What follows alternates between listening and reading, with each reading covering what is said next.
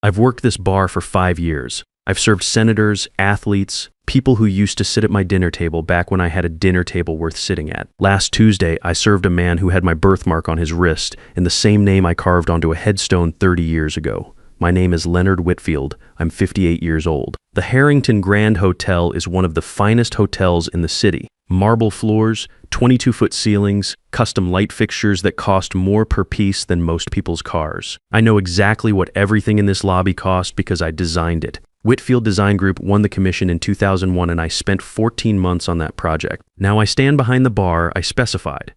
In the room I drew from scratch, and I pour drinks for people who used to return my calls. Some nights that sits fine, some nights it doesn't. I lost the firm in the divorce. Diana was the attorney handling our business filings, which turned out to be the kind of mistake that only looks obvious in hindsight. When she decided the marriage was over, she already had everything she needed.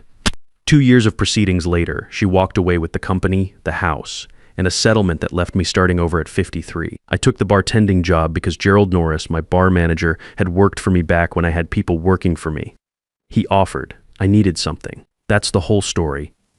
Diana remarried 2 years after the divorce. She goes by Diana Hartwell now.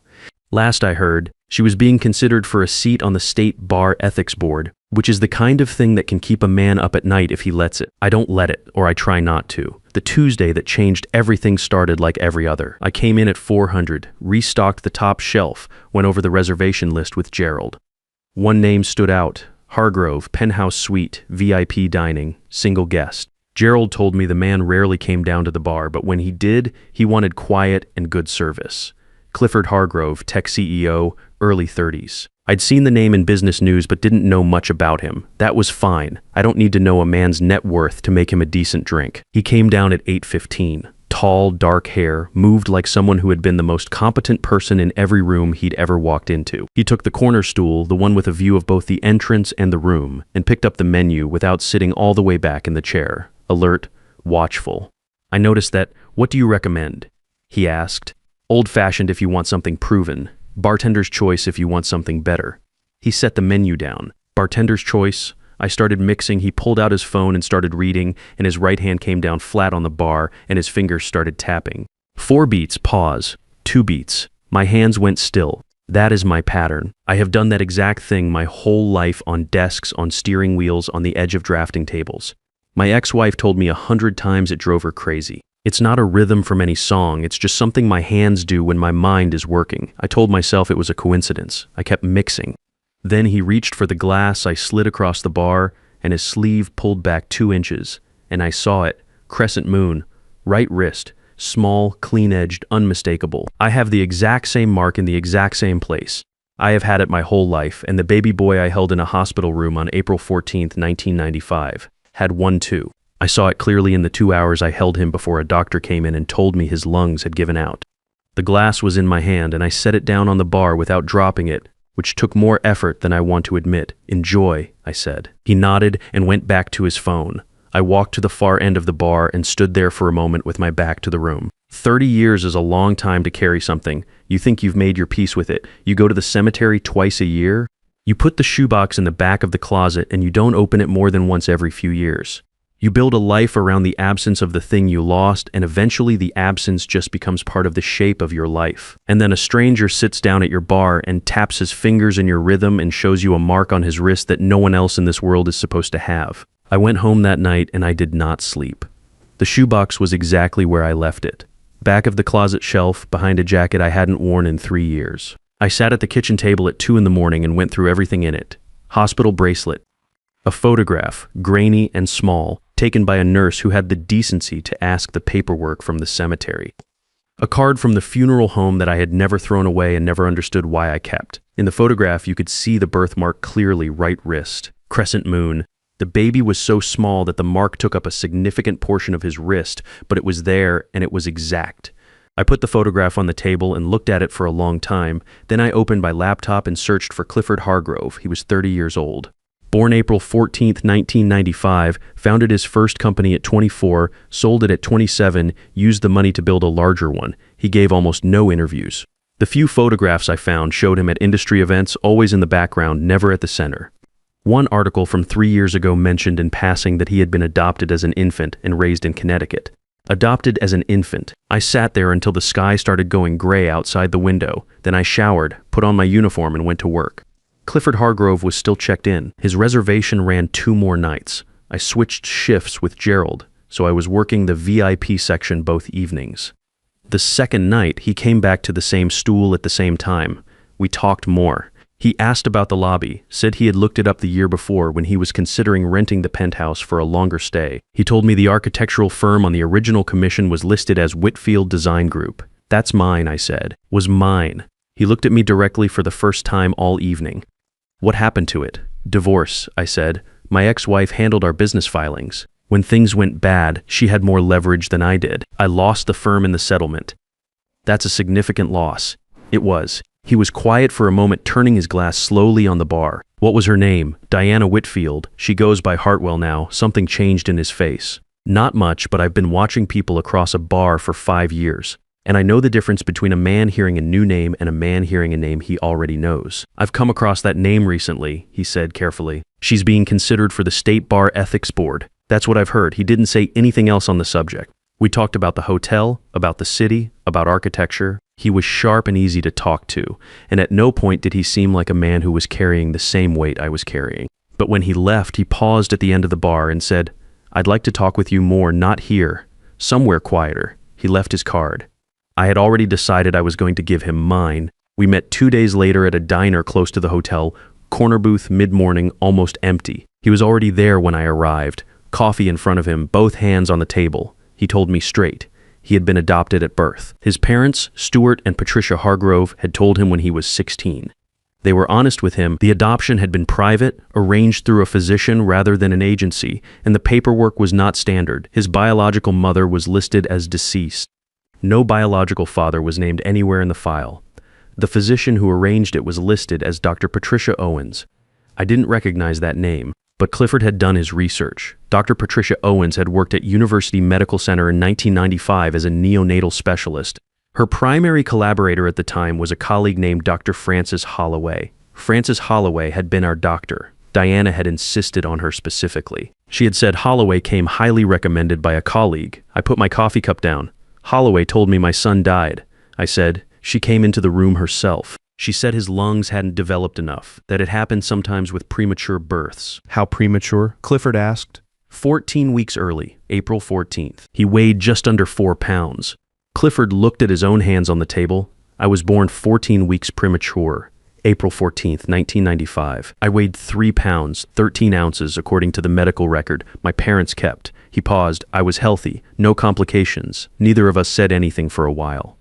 I'd like to order a DNA test, he said finally. Standard paternity test, certified lab, legally admissible results. I can have a kit here within 24 hours. Yes, I said, and I'd like to find Frances Holloway. So would I? We split the check. Outside on the sidewalk, before we went our separate ways, he stopped and looked at me in the morning light. He pushed his sleeve up. I pushed mine up. We stood there for a moment, both looking at the same mark on both our wrists. There was nothing to say that the marks didn't already say. Frances Holloway was 72 years old and living in a care facility 2 hours north of the city. Clifford found her in 4 days. He had people who could find things quickly, and he used them. The facility sat on a hillside with a view of the valley. Clean, well-maintained, the kind of place that costs enough to be quiet. A staff member met us at the front desk and told us Dr. Holloway was having a good day. She said that like it was important information, which I understood to mean that good days were not guaranteed. We found her in a sunroom off the main corridor. She was sitting in a chair near the window, small and white-haired, hands folded in her lap. She looked like someone's grandmother. She looked completely harmless. She looked up when we walked in and I watched her face. There was a moment, just a second, when something moved behind her eyes. Not confusion, recognition. She covered it fast, but I had been watching for it, and I saw it. Clifford introduced himself. He said his name, his birth date, and then he pushed up his sleeve and held his wrist out so she could see the birthmark clearly. She looked at it for a long time without speaking. Then she looked at me. "You were the father," she said. "Yes," I said. She let out a breath that seemed to come from somewhere deep. She looked out the window at the valley for a moment, then back at us. Her hands were very still in her lap. "Your wife came to me 8 weeks before the delivery," she said. Her voice was steady. Whatever she had spent 30 years preparing to say, she had prepared it well. She told me the pregnancy was a problem. That a premature birth with any complications would damage her career at a critical time. She had already spoken to Patricia Owens. The arrangement was in place before the child was born. What arrangement exactly? I said. If the child was born early and showed any sign of health issues, he would be transferred to Patricia's care and placed with a family that was waiting. A private adoption handled outside normal channels. Patricia had done it before in other circumstances. She knew how to manage the paperwork. And if he was healthy? Clifford asked. Holloway looked at him. Then the plan would be reconsidered. But your mother did not want to reconsider. When you were born, and it was clear within a few hours that you were going to be fine despite the prematurity, Diana had already made her decision. She told me the original plan stood. I kept my voice level. You told me he died. Yes, I held a baby. A small bundle they brought in and told me was my son. Holloway closed her eyes briefly, a stillborn from earlier that day. The parents had chosen not to see the infant. I told myself it was the most humane option available, that you were heavily sedated and in shock, and that what you were holding gave you something to say goodbye to. She opened her eyes. I have never once believed my own explanation. I want you to know that. Why did you go along with it? Clifford said. It was not really a question. Your wife knew about a case from 3 years before, a patient I had lost due to a judgment error. It had been handled internally and kept off my record. Deanna had the documentation. She made it clear that my cooperation was the only way it stayed buried. She paused. I chose my career over your son. That is the plain truth of it, and I have no defense. The room was quiet. Outside the window, a bird moved across the valley and disappeared into the tree line. We need a written statement, Clifford said. Signed and notarized, everything you just told us. I know, she said. I had my attorney draw one up 6 months ago. I have been waiting for someone to come. She looked at me directly. I'm sorry, Mr. Whitfield. I know that means very little. It means something, I said. Not enough, but something. Her attorney brought the documents the following morning. Clifford had his own attorney review them that afternoon. Everything Holloway had said in the sunroom was in the statement, clean and specific and legally usable. She had named Diana by name. She had named Patricia Owens. She had named the date, the hospital, the method. The DNA results came back 2 days later. Clifford called me and read me the number. 99.9998% probability of paternal relationship. I was sitting at my kitchen table with the shoebox open in front of me, the photograph facing up. That's confirmation, he said. Yes, I said. There was a pause on the line. I want to tell you something, he said. I have known I was adopted since I was 16. Stuart and Patricia were good parents. I had a good life. I'm not angry on my own behalf. Another pause. But I have been angry on yours since the moment you told me what Diana did, and I would like to help you do something about it if you're willing. I looked at the photograph on the table, the small face, the tiny wrist. Tell me what you have in mind, I said. Clifford laid it out over coffee at my apartment the following Saturday. He sat at my kitchen table with a legal pad and went through it the same way I used to go through a construction plan. Methodical, no wasted steps. We had 3 things, he said: the DNA result, Holloway's notarized statement, and a letter from Dr. Patricia Owens, now deceased, that Clifford's attorneys had located in a probate archive. The letter was addressed to a private placement attorney and referenced the Whitfield arrangement and a balance due upon confirmation of the child's health at 6 months. 3 separate documents from 3 separate sources, all pointing at the same thing. Diana had also, in the years since the divorce, developed a significant public profile. She sat on 2 nonprofit boards. She had been profiled in a legal trade publication as one of the top real estate attorneys in the state, and she was, as of 6 weeks ago, a finalist for appointment to the State Bar Ethics Board, a position that required a clean record and a formal review of her professional conduct. That review was ongoing. Clifford had one more piece of information. The Greystone Foundation, one of the city's larger philanthropic organizations, was hosting its annual gala in 3 weeks. Deanna was scheduled to receive their Family Law Advocate of the Year award at that event. He let that sit for a moment. I've been in contact with the Greystone Foundation, he said. My company has agreed to be the lead sponsor for this year's gala, which means I will be at that event in an official capacity.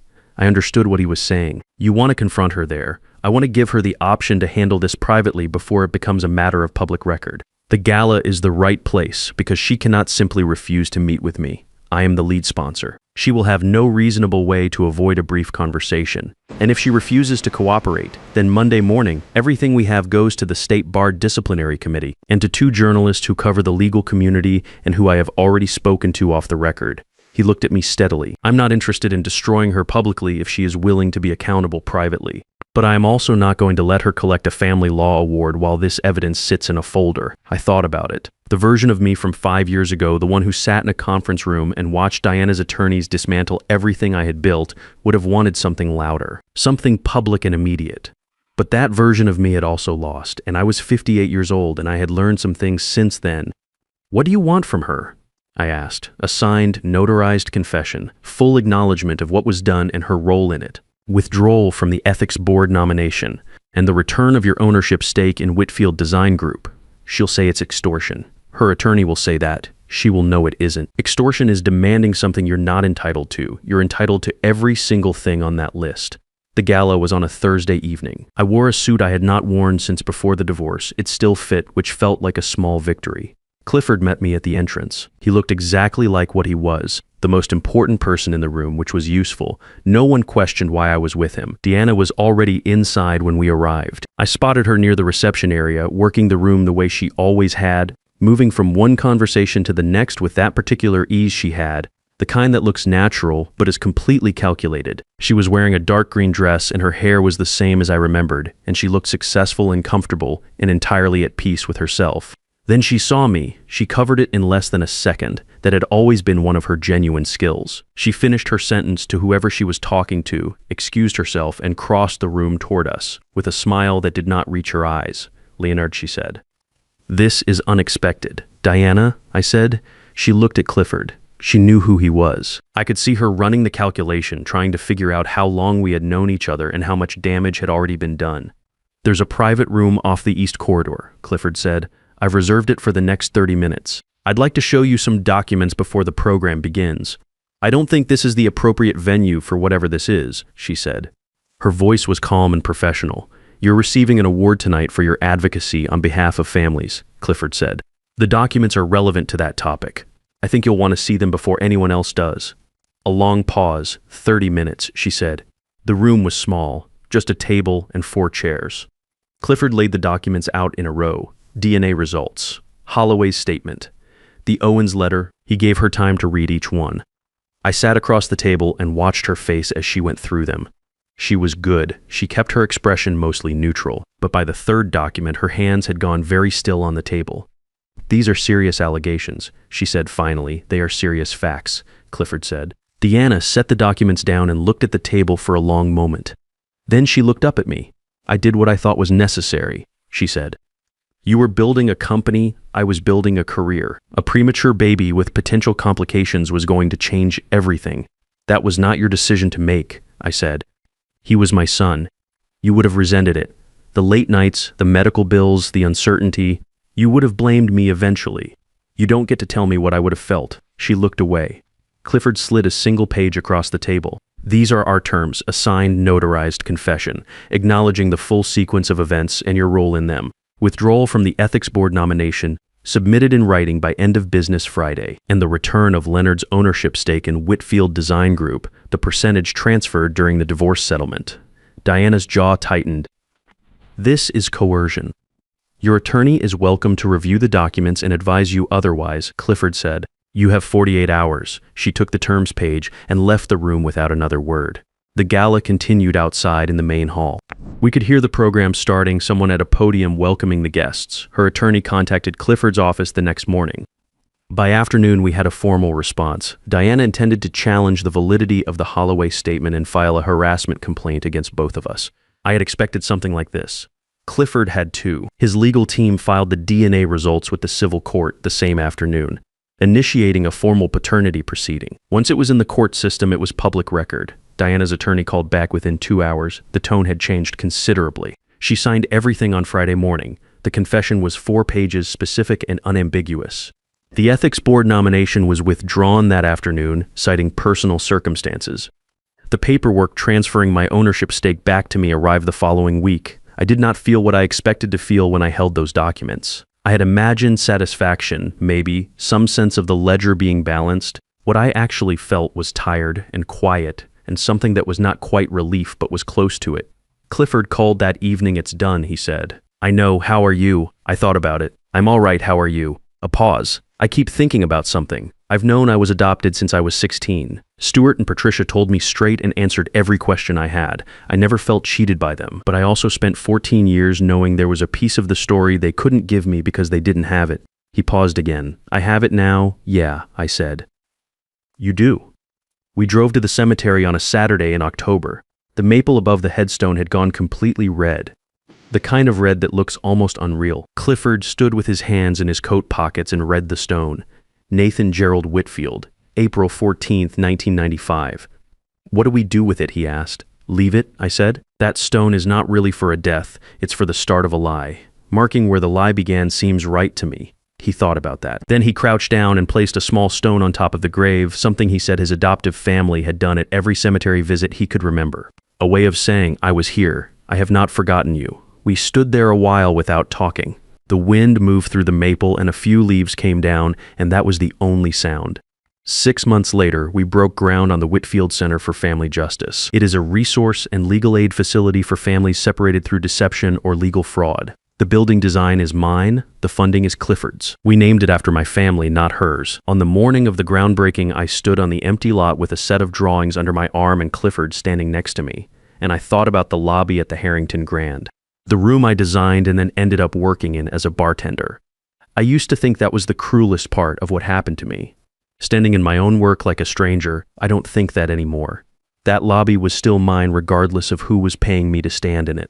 The work does not stop being yours just because someone takes the credit line off it. Same with a son. If you're watching this and you have been told that something you lost is simply gone, that there is nothing left to find and no point in looking, I want you to hear this. The truth has a way of holding on. It leaves marks. It shows up in the way a stranger taps his fingers on a bar, in a birthmark on a wrist, in a birthday that matches a headstone.